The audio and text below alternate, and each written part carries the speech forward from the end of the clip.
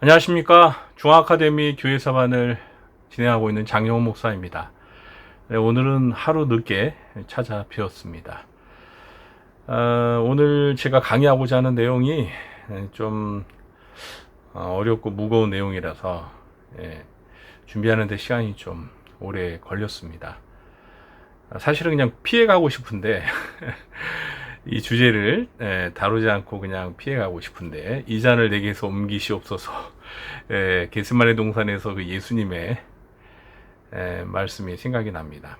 그렇지만 초대교회사를 다루는 데 있어서 오늘 강의할 이 주제가 상당히 중요한 주제입니다. 그래서 이 잔을 내게서 옮기시옵소서. 그러나 아버지의 뜻대로 하시옵소서. 이렇게 결정했습니다. 오늘 날씨가 좀 후덥네요. 이번 주간서부터 사실 장마가 시작돼가지고 비도 꽤 많이 왔었고, 그런데 오늘은 아까 제가 문자를 받아보니까 폭염 경보가 발령났다고 합니다. 비도 많이 오고 또 날씨도 무덥고, 이 장마 기간 동안 우리 성도님들 비 피해 없으시고 또 건강에 유의하시기 바랍니다. 그럼 저는 오늘 준비한 강의안 보면서 강의 시작하도록 하겠습니다. 10강 신학 논쟁 강의 시작하도록 하겠습니다. 오늘 소개해드릴 신학 논쟁은 세 가지입니다.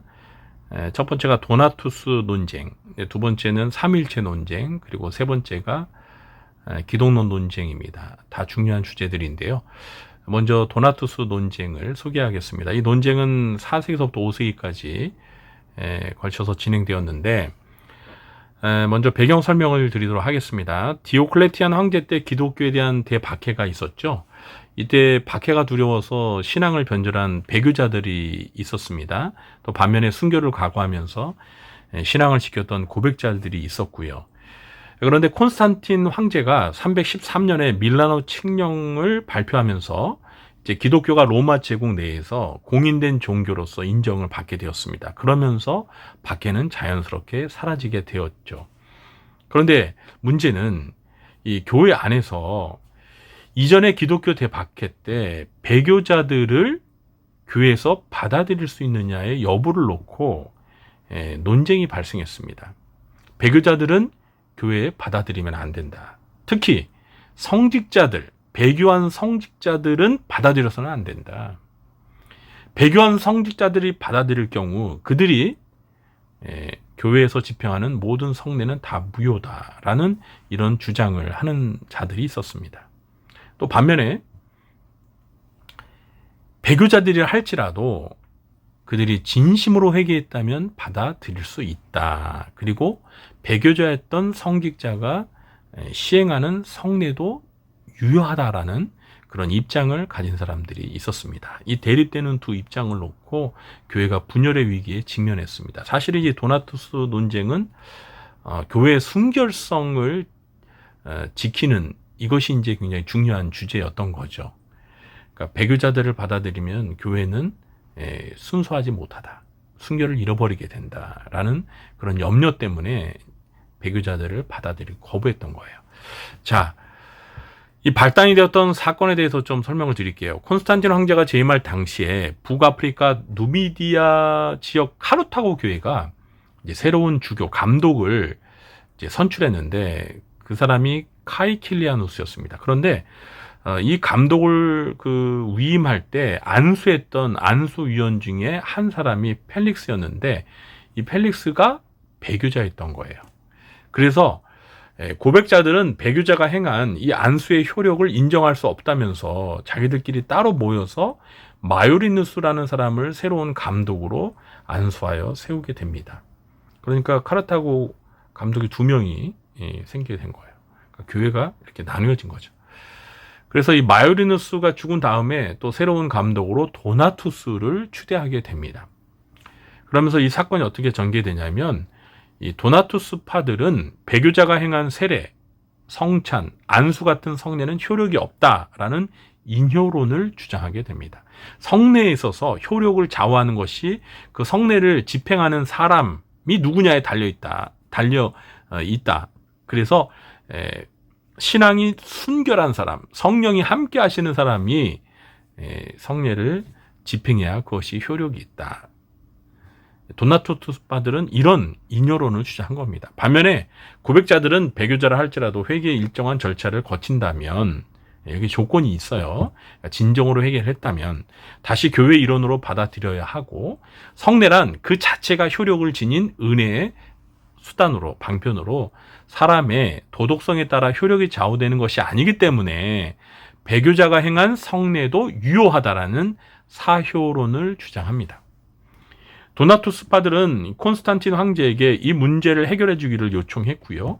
그러나 콘스탄틴 황제는 이 문제로 인해서 교회가 분열하면 로마 제국의 통합에 큰 장애가 될 수 있다고 판단해서 도나투스의 요구에 반대 입장이었습니다. 그래서 로마 교회가 이제 소규모로 회의를 열어서 313년에 이 문제를 다루어서 카이킬리아누스가 카르타고 감독으로서 서품받은 것을 인정을 했습니다. 그러니까 도나투스파의 주장을 거부한 거예요.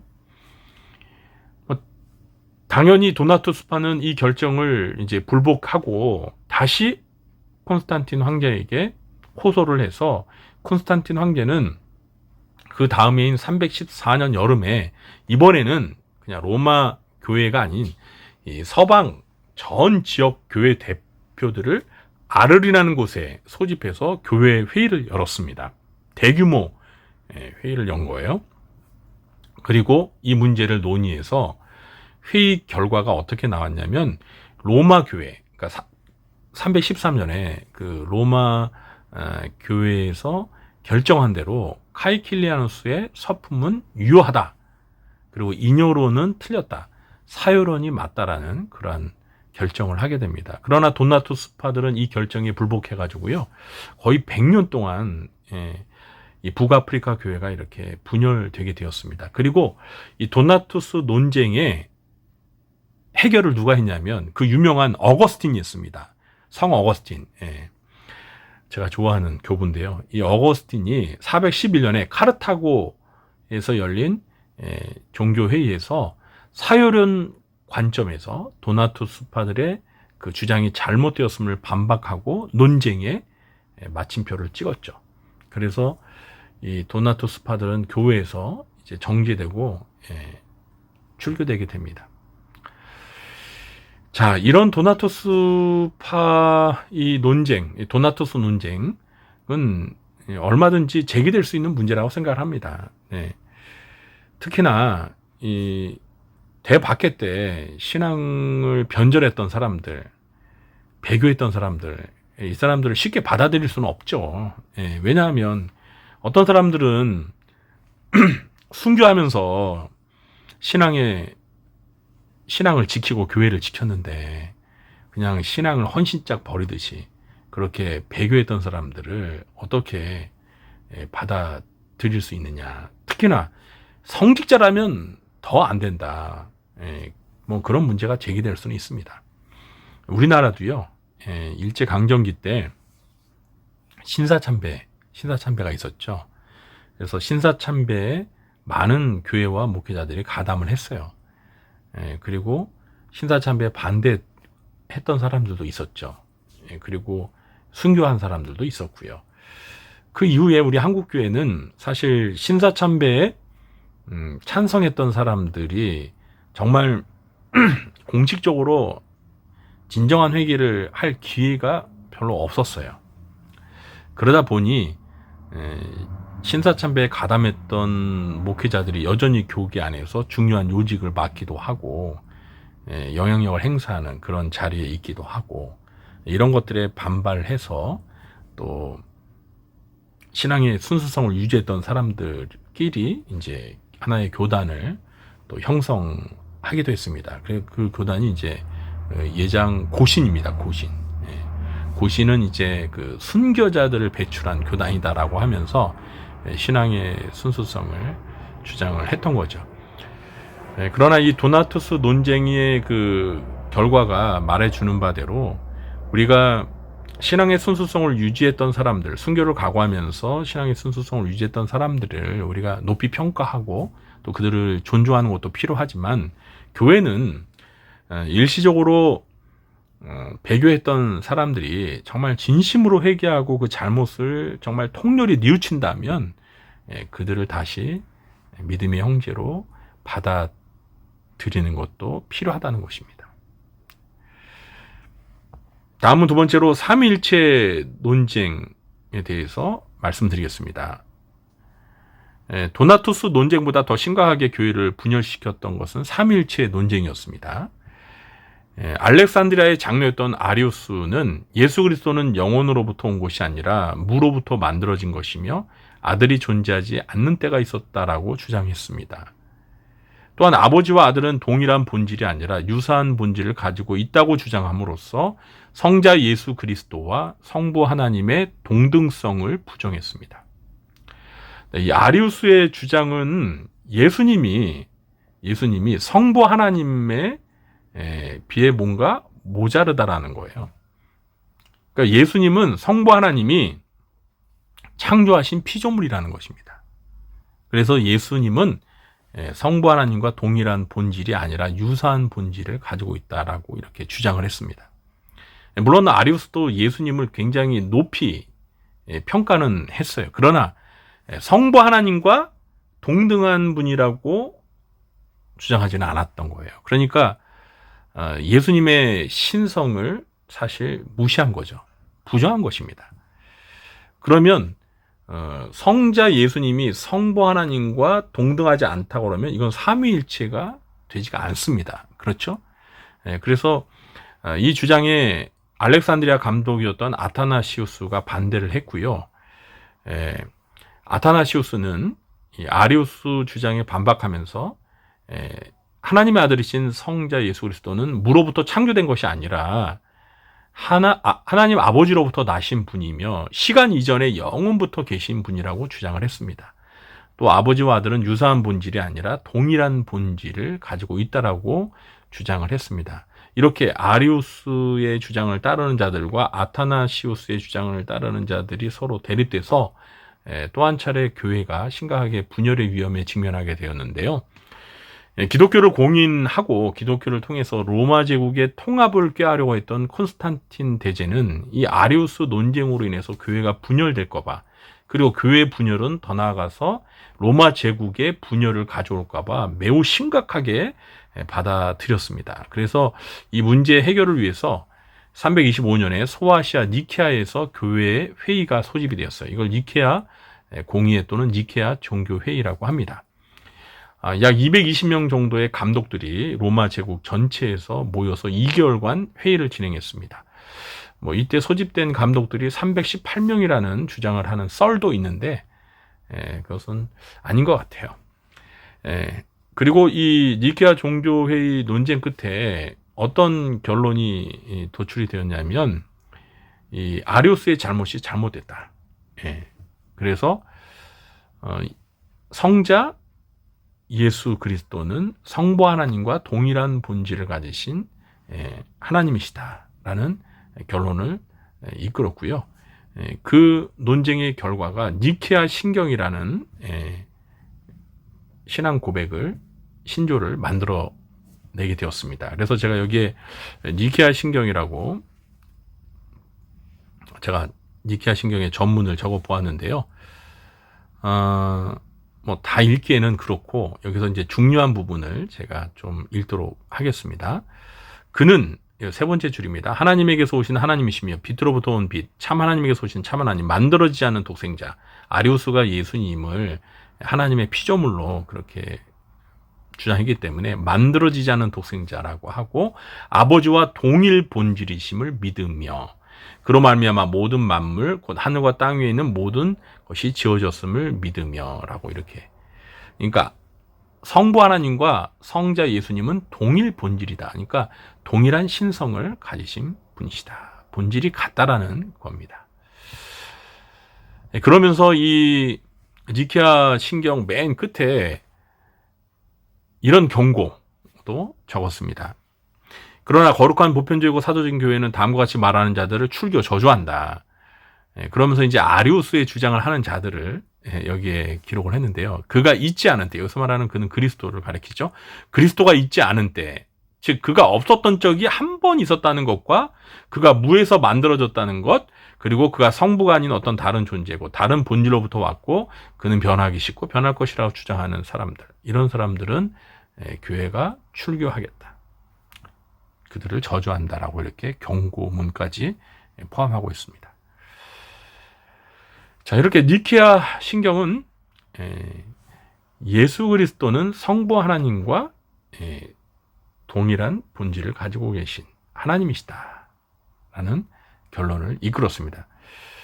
신조는 완성이 됐지만 결과적으로 니케아 종교회의는 교회를 크게 둘로 나누고 말았습니다. 그래서 거의 반세기 동안 서로 대립하였는데요. 그러다가 381년에 콘스탄티노플 종교회의가 소집되어서 이 삼일체 논쟁의 종지부를 찍기 위해서 니케아 종교회의의 결과를 재확인시켜주고 이제 니케아 신조를 작성했습니다. 이 앞에 니케아 제가 신경이라고 했고, 이 콘스탄티노플 종교회의에서 작성된 그 신조를 이제 니케아 신조라고 이렇게 부릅니다. 영어 표현은 좀 달라요. 그런데 이 니케아 신조라고도 하고 또는 아까 그 니케아 신경과 헷갈리지 않게 하기 위해서 니케아 콘스탄티노플 신조라고도 부릅니다. 네. 이 니케아 콘스탄티노플 신조는요, 니케아 신조를 기본으로 해가지고 좀 내용을 보강을 했어요. 그리고 특별히 이 성령에 관한 교리적 진술을 좀 첨가했습니다. 니케아 신조에는 이 성령에 관한 그 신조문이 그냥 또한 우리는 성령을 믿는다라고 짧게 돼 있거든요. 그래서 여기 보시면 성령에 관한 내용이 더 추가되었습니다. 이 니케아 콘스탄티노플 신조는 굉장히 중요한 그 신조로 받아들이고 있고요.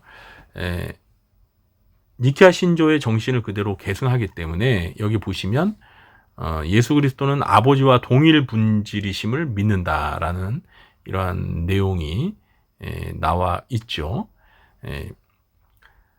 그리고 이 특별히 이제 성령에 관한 교리적 진술이 추가된 그 부분을 제가 한번 읽어보겠습니다. 또한 주님이시며 생명의 공급자이신 성령을 믿는다.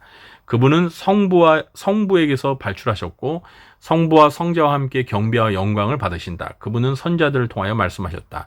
또한 하나의 거룩한 보편에 그리고 사도의 교회를 믿는다. 우리는 죄의 씻음을 위한 하나의 세례를 고백하며 죽은 자의 부활과 영원히 살 것을 믿는다. 아멘.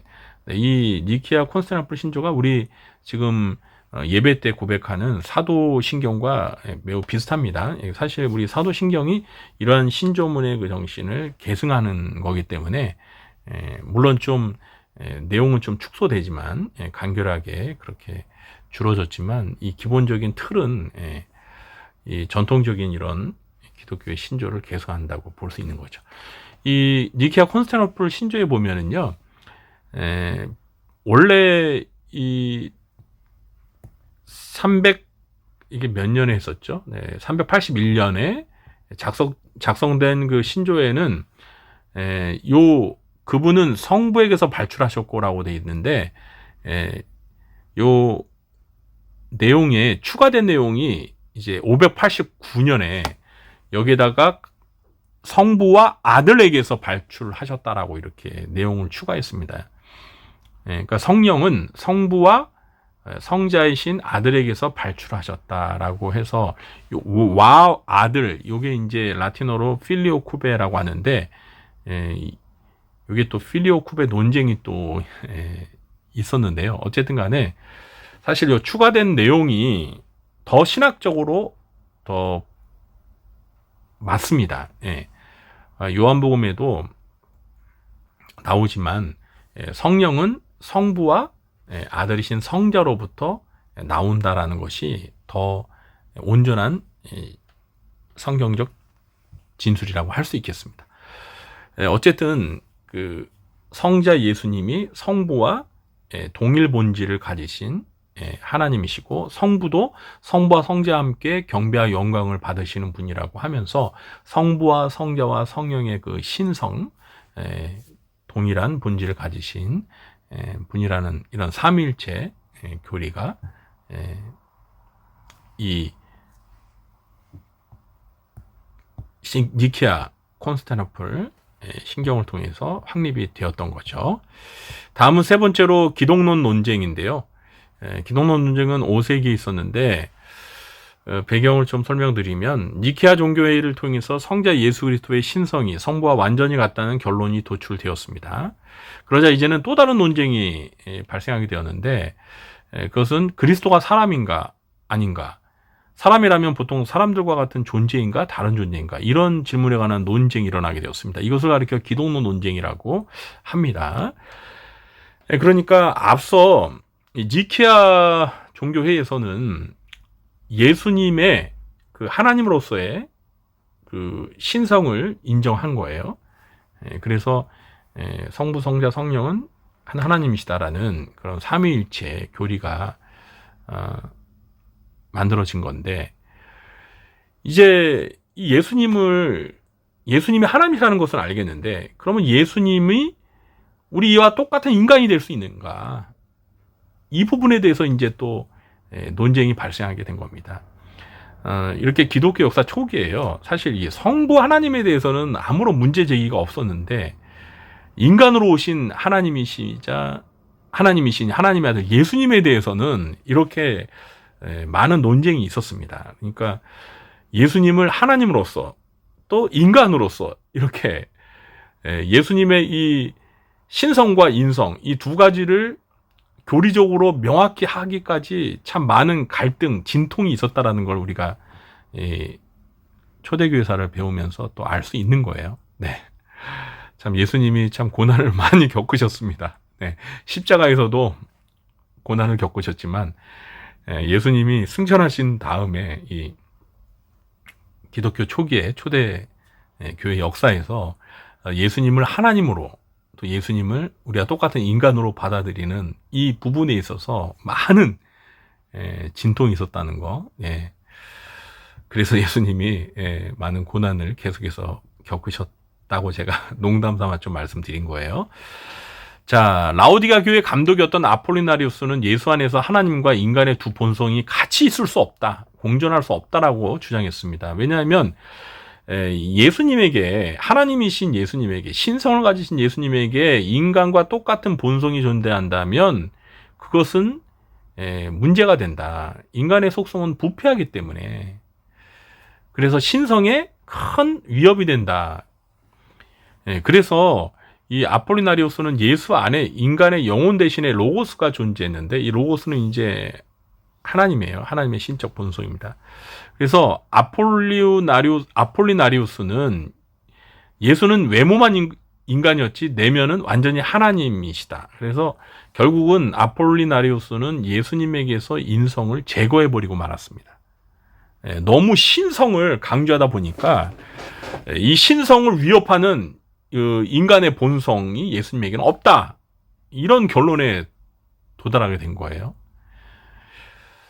자, 아폴리나리우스의 주장은 굉장히 비성경적인 주장이죠. 그래서 맨 먼저 반대하고 나선 이들이 있었어요. 갑바도기아의 세 신학자들이었는데, 그 중에 나지안주스의 그레고리라는 신학자가 예수님이 인간의 여러 본성을 골고루 갖추지 못한다면 예수 그리스도는 인간을 구원할 수 없다, 구원자의 자격을 상실하게 된다라고 지적했습니다. 맞는 거예요.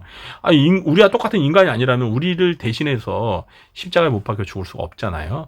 또 안디옥 교회 사람들도 그리스도 안에 신성과 인성이 다 함께 있다라고 강조를 했습니다.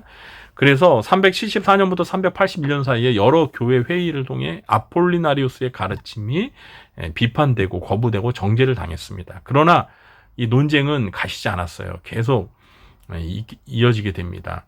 그래서 알렉산드리아 학파와 안디옥 학파로 이렇게 둘로 나눠져 가지고 서로 아주 극단적으로 막 대치를 이루었습니다. 알렉산드리아 학파는 그리스도의 신성만을 강조해서 단성론자가 되었고요. 단성론이라는 것은 예수님의 신성만 인정하는 거예요. 그러니까 예수님에게 한 가지 신성만 있다라고, 그래서 단성론자라고 합니다. 반면에 안디옥파는, 안디옥 학파죠. 안디옥 학파는 안디옥파가 아니라, 안디옥 학파는 인성을 강조하다 보니까 또 그리스도의 신성과 인성이 이렇게 분리되는 그런 결과를 낳았습니다. 그래서 황제 테오도시우스 2세가 이러한 기독론의 논쟁들을 종식시키려고 451년에 칼케돈에서 제4차 세계 종교 회의를 소집하게 됩니다. 이게 이제 칼케돈 종교 회의예요. 이 회의에서 니케아 신조와 콘스탄티노플 신조를 재확인하고 그리스도의 양성의 연합 상태를 소극적인 표현 방법으로 정의를 했습니다.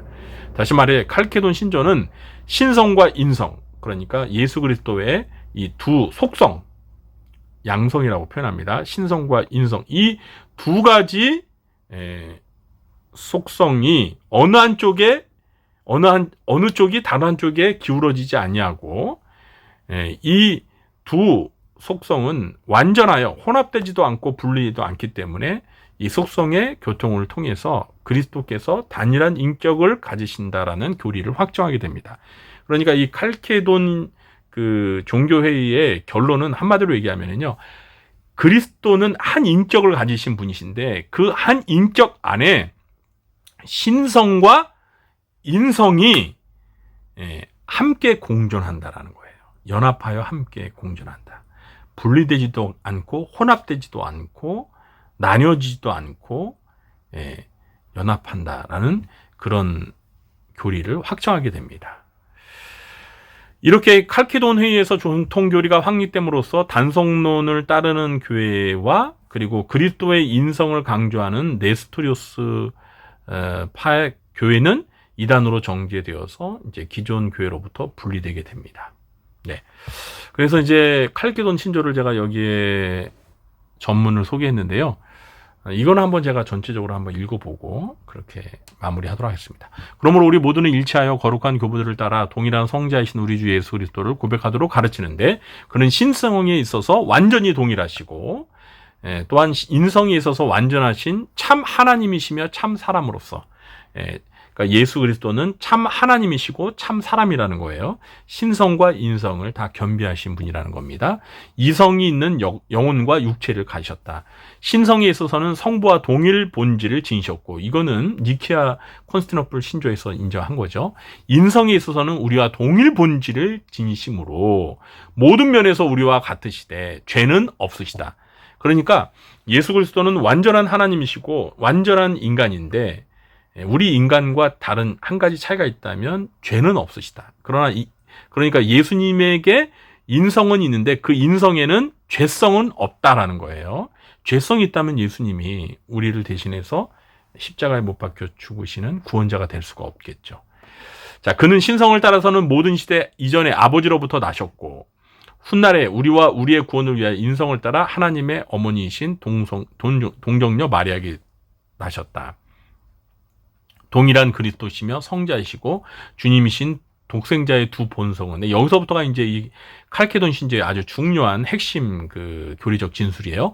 독생자의 두 본성은, 그러니까 신성과 인성은 혼동 없이 변화 없이 나님 없이 분리 없이 인식되며 두 본성의 구분은 연합으로도 결코 없어지지 않는다. 이 두 본성이 한 인격 안에 어떻게 존재하느냐를 참 이 문구 만들려고 우리 신앙의 선조들이 굉장히 고민했을 것 같아요. 혼동 없이 변화 없이 나님 없이 분리 없이 인식되며 두 본성의 구분은 되지만 연합해서 결코 두 본성이 없어지지 않는다.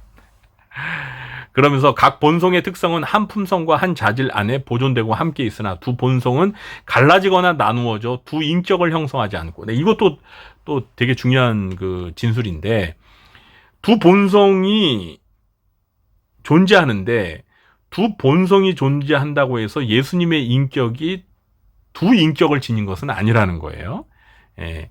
인격은 하나지만 그 하나 안에 신성과 인성이라는 두 속성이 존재한다라는 겁니다. 동일한 아들이여 독생자여 하나님의 말씀이신 주 예수 그리스도가 되셨다. 최초의 선자들도 그에 대하여 이렇게 선언했던 것이고 주 예수 그리스도께서 친히 우리를 이렇게 가르치셨고 교부들의 신조들 역시 그렇다. 네. 그러니까 이 칼케돈 신조의 가르침이 성경적이라는 거예요. 네. 자, 우리는 오늘 초대교회에 있었던 그 논쟁 세 가지를 배웠어요. 도나투스 논쟁, 그리고 삼일체 논쟁, 삼일체 논쟁, 기독론 논쟁. 그래서 우리가 이 내용들을 살펴보면서 뭐 그런 생각을 할 수 있습니다. 모르게 복잡하고 이렇게 이해하기 어려운 이런 진술들을 우리가 배워야 합니까? 그냥 뭐 하나님 믿고 예수님 믿으면 되죠. 물론 그렇긴 한데요. 우리가 이걸 왜 배워야 하냐면 이단들 때문이에요. 그러니까 하나님과 예수님 또는 성령님에 대한 잘못된 주장을 하는 이단들이 발생하기 때문에 그들에 맞서서 올바른 진리를 우리가 수호해야 하기 때문에 이런 그 기독교 역사에서 논쟁이 되어서 만들어진 이런 신학적 그 교리적 진술들을 우리가 배워야 하고, 오늘날에도 얼마든지 또 이단들이 많이 발생하고 있지 않습니까?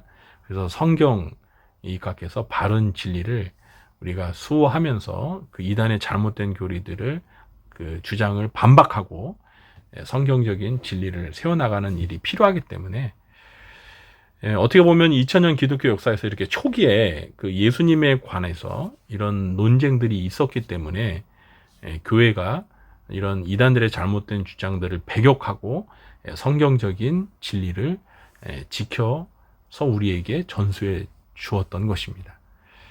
그래서 오늘은 조금 무거운 내용들을 다루지만은요, 우리가 이 내용들을 잘 배워서 정말 올바른 진리를 지키고 이단들의 미혹으로부터 교회와 성도를 지켜나가는, 또 하나님의 진리를 지켜나가는 그러한 교회가 되어야 합니다.